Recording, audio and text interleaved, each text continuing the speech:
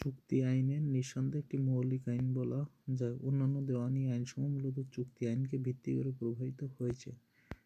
বিশেষ করে নিম্নোক্ত আইনগুলোর সাথে চুক্তি আইনের এক অচ্ছেদ্য সম্পর্ক লক্ষ্য করা যায়।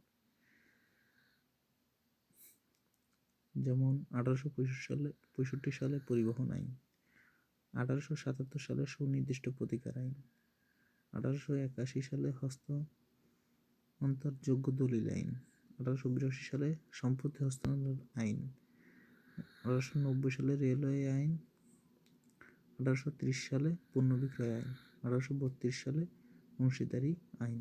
এক কথায় আমরা বলতে পারি চুক্তি আইনের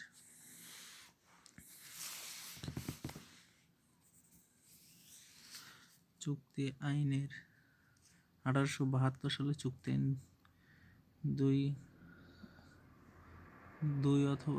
2 ক অঞ্চল ধারায় সম্মতি করা হয়েছে। 1872 সালে 2 বর্গজা ধারায় চুক্তির সংজ্ঞা প্রদান করা হয়। 1872 সালের 2 মো অঞ্চলের পরস্পরের মধ্যে প্রতিদান সম্মতি করা হয়েছে। 1872 সালে 2 ঘ প্রতিদানের কথা বর্ণনা করা হয়েছে।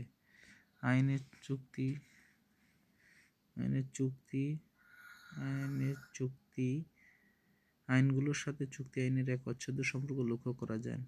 এক কথা আমরা বলতে পারি 1865 সালে পরিবহন আইন, 1877 সুনির্দিষ্ট প্রতিকার আইন, 1881 সালে হস্তান্তরযোগ্য দলিল আইন, 1882 সম্পত্তি হস্তান্তর আইন, 1890 রেলওয়ে আইন, 1830 সালে পণ্য বিক্রয় আইন, 1832 সালে অংশীদারি আইন।